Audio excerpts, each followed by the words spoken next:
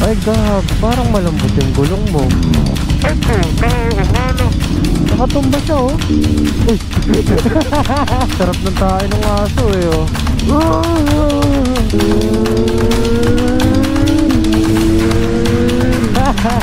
Gago, video pa sila. Wow, oh my god. Ganda. Uy, hindi ka lang, hindi gumalaw. Mamakot yung balance ako. Imagine having breakfast tapos ayun. Zero visibility na, grabe. Oh. Kitang-kita mo na tumatakbo yung ilaw eh. Parang Silent Hill eh oh. Let's go. Sagada ride tayo. Hangin tayo, Shell. Same.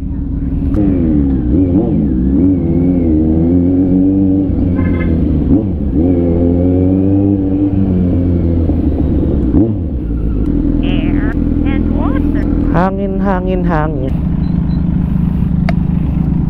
34. RJ, mag-exit kami ng Pulilan. Diretso na kayo ng ano, total lang San Simon.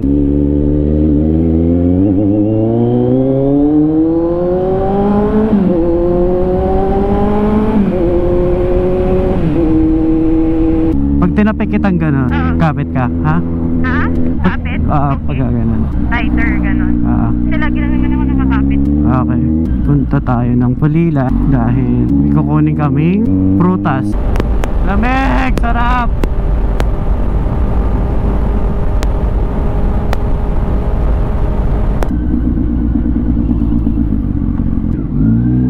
Tayo ba yun? Ako? For tailgating, ginawa natin. Parang 794 lang ako kanina. Papagas ka rin. Oo. Full tank. Hi ate. Hello. JC, may bebe. Hello ate. Hi bebe boy. Sarado mo na dito 300. First gas 300.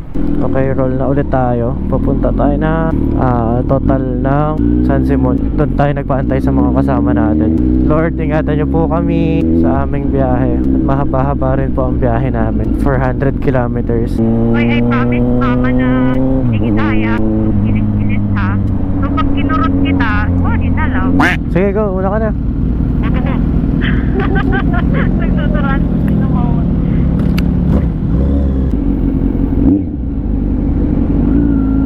Lens mo, lens.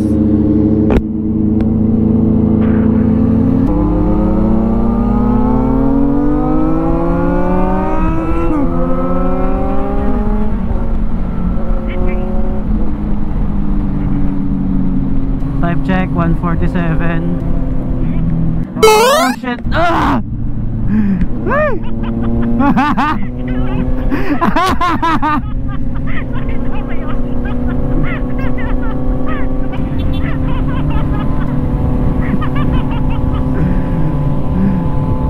Magmamarcos Highway tayo. Time check 2:07 AM. Dito na tayo sa entry ng Esitex. At may kukontra na naman sa banking. Pinagset ako ni mama ha. Pwede kitang kurutin. Dolores 500 meters. Na-excite na ako dun sa Sagada. Hindi ko alam kung anong makikita natin dun. Non-stop banking daw yun eh. 150 kilometers siya na ano. Puro curve. Oh, dito na tayo, 227. Exit na tayo ng Esitex. Buti hindi nalalaglag yung cellphone mo. Ako muna yung malalaglag bago yung cellphone. Ang sakit na ng puwet ko, ikaw. Sakit na ng puwet ko. Sabi ko sa'yo, nasakit po siya doon. Pasok na kami ng Esitiplex. 2:30, pa-Tiplex na tayo. Time check, 2:38 AM. Dito na kami sa dalawang Petron ng Tiplex. Ay, may Jollibee na pala dito, tsaka Chowking oh. Ang galing. Na-stop over tayo sa Tiplex kasi nawalan ng gas yung isa, kailangan nila umexit. So, nangantay kami dito sa gilid. Tutulak kita. Teka lang. Baka tumumba ako, yun yung kapalit eh, no? 1, 2, 3, go! Exit na tayo ng exit ng Tiplex. 4 AM na. Paakyat na kami ng Baguio. Clean fuel. Pag nag-ride tayo, Eto, pa Marcos, pa Baguio, Quezon Road. Ayun o, clean fuel. Uy, 60 lang din eh.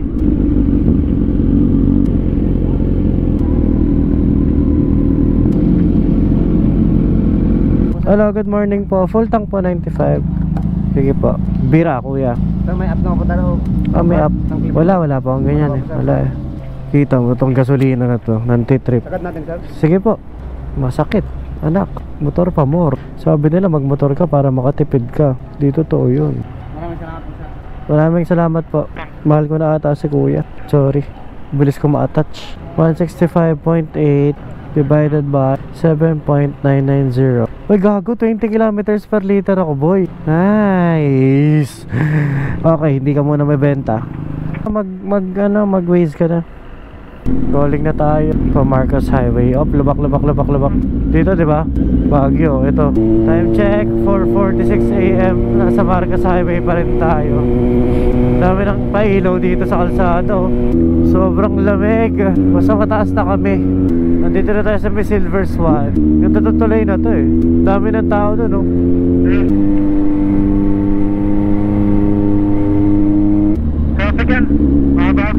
Nakatumba yung ano ba to, crane? Crane na ata to eh. Nakatumba siya oh. Katumba oh. So Baguio na tayo, 5:09 AM na. Liwanag na. Lamig. Sarap pa buhay dito sa Baguio, no love? Uy! Kaya na masushoot sa gutter si Gagi. Time check, 5:57 AM.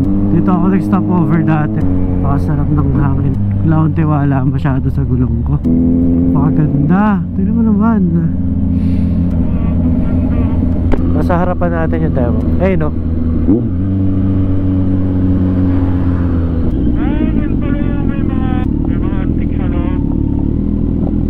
Wala pa. Sa tapat ko. Dito tayo sa our Northern Coffee House. Taas na ito.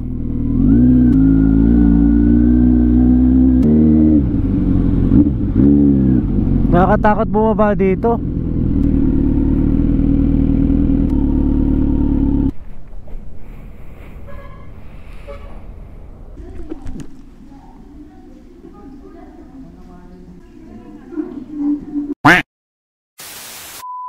Tapos na kami kumain dito sa our Northern Cafe.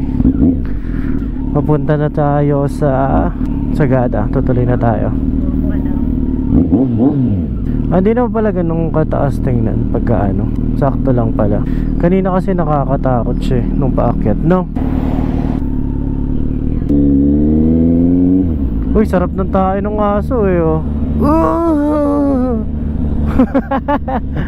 May pumasok sa mata ko, sakit. So setup lang ng Waze.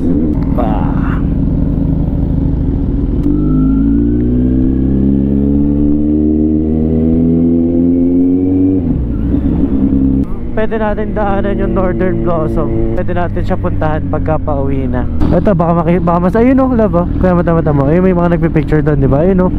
Wala masyadong flower oh. Baka hindi pa season. Taas na natin. Dito yung racing gasoline eh. Nagpagas kami dito. Saan ba yun? Saan ba yun? Dito ata, yun. Gamit na, nakaano pa kami nun mga scooter, mga Aerox. Naubuso na kami ng gas, so wala na kaming choice. Sila lang may tindang gasolina. Kinabukasan ng papangit ng andar ng motor namin. Ayaw tumakbo ng maayos. Puro tubig, hayop. Baling-bali! Yung ano mo, mamula na yung mata mo. Ay, kasi wala akong tulog. Cute. Teka lang, wala na.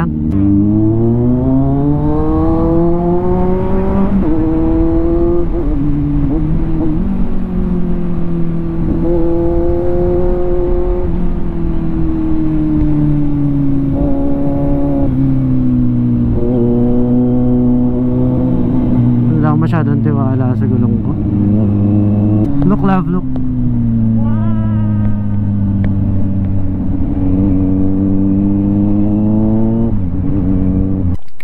Gusto magpahinga. Ikaw daw mauna. Ilang kilometers pa tayo? Let's go, let's go, let's go. Time check 11:23. Last 57 kilometers na lang. Medyo pagod na. At mainit na rin.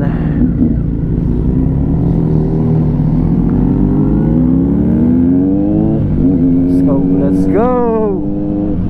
Ganda. Sa gilid talaga tayo ng bundok. Sobrang sarap yung balikan, kaso nakakapagod. Grabe, nakakapagod yung sigsag dito. Hindi na nauubos. 77 per liter po. Tigyan up. Pakamahal. Third gas up 300 pesos. Paalis na ulit kami. Meron tayong 317 kilometers. Pagod na. Tuloy na ulit. Loh, 300 na full tank ako sa gauge. Weird. Konti na lang, konting tiyaga na lang. Last 35 kilometers na lang. Sa accommodation na tayo. Nakailang bundok na kaya tayo naratawiran. Sobrang dami na sigurado, no? Wow! Ang ganda, sobra. Grabe, sobrang tahimik dito. Naririnig ko sarili ko lang. Naririnig ko yung konsensya ko lang. Let's go.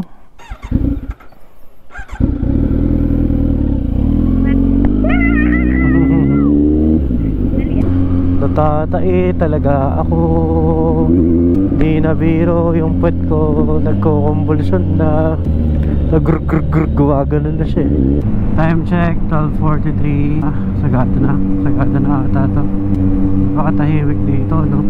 Maririnig mo lang sarili mo eh. Tsaka yung mga mga maling desisyon mo sa buhay.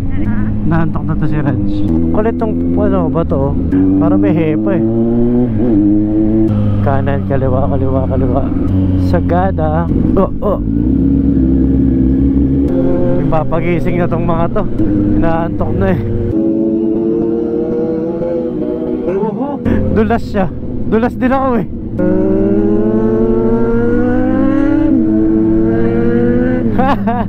Gago, lumilipad sila. Pag hindi ko kabisado yung kasada, ayoko. Lamig na ulit, ano? Wow, oh my god. Ang ganda. Parang nakakahil siya ng pagkatao eh, no? Up. Kahit pababa siguro. Let's see what the Skylands village look like. Tapos dito tayo na flat po. Tekin, wag naman. Sagada pa more. Nakapagod to ah. Uy, teka lang, huwag ka gumalaw. Balance ako. Si RJ, pwedeng pang ganito yung motor ni RJ eh. Kaya ang pila mabilis niya. Skyland po. Saan po yun? Dito pa. Thank you po. Wow. Eto ba? Bahay to eh. Doon na ata sa kabila. Tawagin mo. Miss, dito ba yung Skyland? Pwede po kayo mag-park doon. Dito ba yung parking? Wala na iba? Ayun, yun pala. Okay. Pwede rin doon? Pwede po. Doon po sa may bonfire area. Tapos pwede rin dito. Saan tayo? Doon na lang po kami. Thank you. Doon sa may bonfire area daw. Parang mas masarap mag-park dito. Lupa to eh. Pag umulan, baon-baon dun tayo. Ayaw mo maging unfair minsan.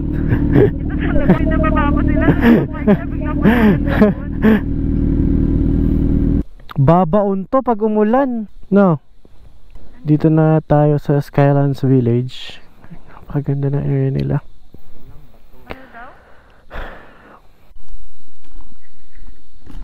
Nandito na kami sa may Skylands Village. Yes, and that's the other one. It's the other one. Yeah. Yung CR. Kami ang main character dito eh. May kuryente naman po sa loob, no? Kasi meron nun eh. Nakita ko na. Yeah, you can connect where? Doon kayo? Dito kayo? Parehas lang yun eh. Naka-lowered lang yun. Love, huwag mo nang balakin pa. Alis muna tayo. Hanap tayo ng dinner. Alaga ako nakapantulog. So cute. Napakatahimik dito as in sobra. Lamig. Ay mga kasama natin. Mga pagod, mga gutom. Lalim nito pala. Parang ngayon ko lang siya na-realize na malalim. Ah! Mapa. May mga may lumalabas na multo sa gabi.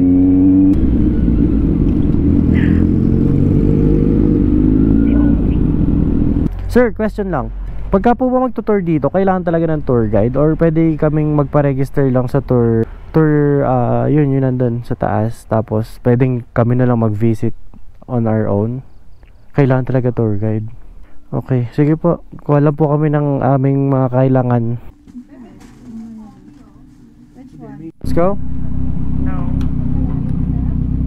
Alam mo yung stick, 75 pesos. Yung stick. Gada bro. Ano mga craft beer nila? Sagada Hub. One of the recommended daw. Sabi ng local here. So this is our food. Girl lang yan eh. Ano muna tayo? Ano na? Tapos na tayong mag-dinner sa Sagada Hub. Visit muna kami ng Tourist Information Center. Tatry namin mag-register ng ano yun? Tourist visa. Tapos babalik na kami sa accommodation namin. Right. Rolling out. Ang lamig! Woohoo! Lamig. Oh, ito pala. Check lang namin Tourism Information Center. Babalik na tayo na accommodation natin. Parang maliit na town lang pala yung Sagada, no? Pero parang maliit lang siya, makitid yung way. Ito na tayo. Yung may ito to, Rockin' Cafe. Christmas light. Kaya yan.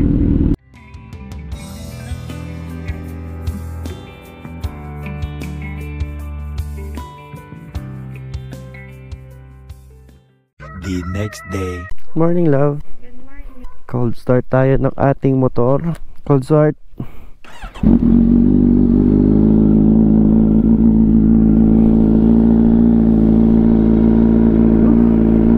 Ganda dito. Napakalamig.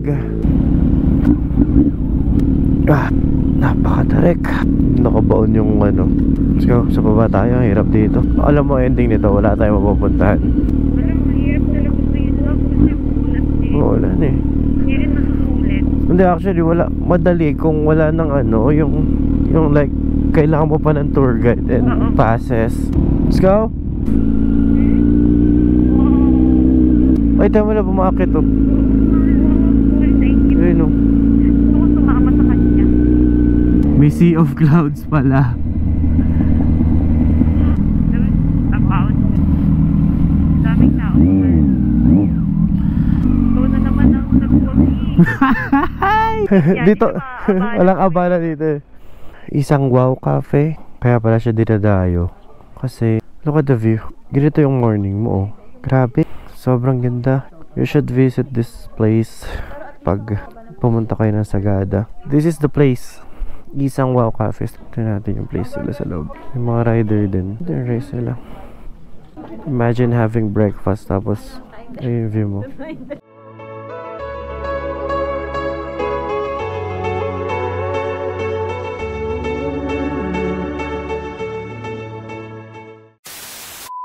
So paalis na kami ng isang wow cafe. May nagtatingin na isang group, puro versus 1,000 sila. Dami nila, parang nasa 10 sila. Okay yung food dito, napakasarap. Medyo pricey lang, pero binayaran mo kasi yung scenic view nila. Ay, sige po. Hindi pa ba? Or may ibang activity? Hindi ko rin sure eh.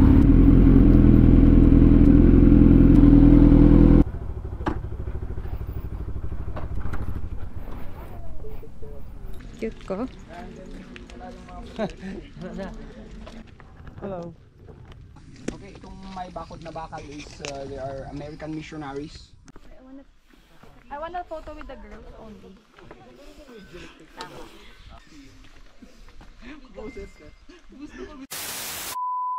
Pabalik na kami ng accommodation. Tapos biyahe na pa uwi ng Bulacan. Oho, si kuya naman, tawid lang. Okay naman si Sagada, no? Okay naman, pero mas maraming tourist spot sa Baguio. Malamang yung highest point pa hindi na madaanan. Depende sa kanila. Tingnan natin kung makakarating pa tayo ng highest point. Okay, pauwi na kami from Skylands. Habang biyahe na naman. Going home, bahala na si Lord. Bawa na helmet ko. Lamig puta. So mag-vlogs, bebe. Ikaw muna kaya mag-Waze. Hindi waterproof cellphone dun eh.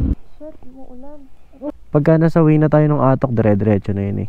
At ang ganitong ulan, may hinahalan to eh. Hindi natin mararamdaman yan. Parang lumalakas ata. Malakas. Time check, 2:17 PM. Anong oras kaya tayo makaka-uwi? Grabe yung view. Grabe yung baka. Puta, naka-side view dun. Sa pader ka, hanggang east. Nakasabit? Meron din sa kanan sa kanan. Hindi kita eh. Hanap din tayo ko yung ano. Mag-hi ka, Jay, mag-hi ka. Bakit lahat ng tindahan dito may balot? Kasi pampalakas ng tuhod para pag umakit ka. Labidya mga ako ng paparating. Nice. Let's go, roll na ulit tayo. Time check, 5 PM na. Wala pa tayo sa Atok. Mga around 1 hour pa daw para makarating sa Atok eh. Aabutan na tayo ng dilim.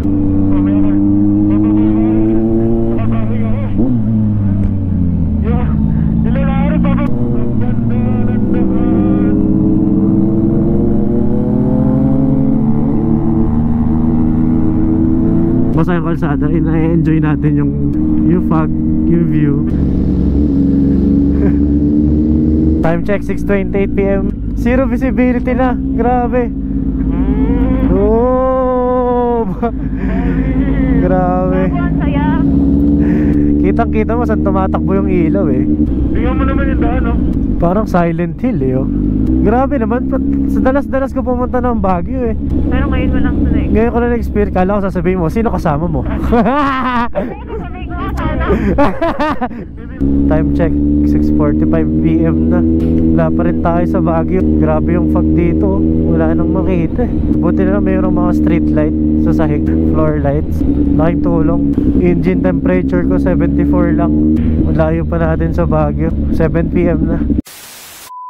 Grabe na, tapos din namin yung kahabaan ng fog. Nakakapagod. Nasa Baguio na kami. Time check, 8:32 PM na. Nasa Baguio City na. Pa Marcos Highway na kami.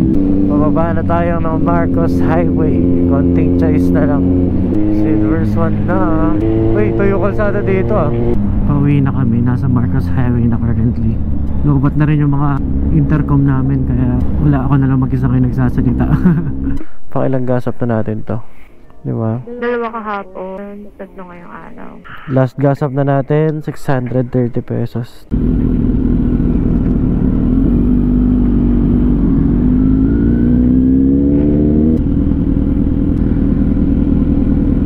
Ay gago, parang malambot yung gulong mo. Saan? Sa likod. Ay puta, oo nga no. Hindi naman siya dapa, pero kapain natin. Kaya ito na yata yung napansin ko kanina. Malambot gulong. Sana makalayo tayo. Na-trouble si Utol. Naglabasan yung ano, yung thread ng gulong niya. Eh, hindi ko alam kung kakayanin ng silat. Sana makalayo kami. Time check 10:50. Tapos hindi na tayo, kaka-entry lang natin. Konting tiyaga na lang. So yun na nga, nagtuloy-tuloy yung aperya. It's 2:30 AM in the morning. Nasa expressway pa rin kami. Kaya ganito kabagal yung takbo namin. Kasi nabubutas yung gulong ni Utol. At wala kaming magawa na dahil naubos na yung tire sealant namin tsaka yung panapan namin. Pero ito yung pinakahuling buga ng tire sealant namin. Medyo malayo na natatakbo namin. Sana magdire-diretso para makalabas sa expressway. Bahala na.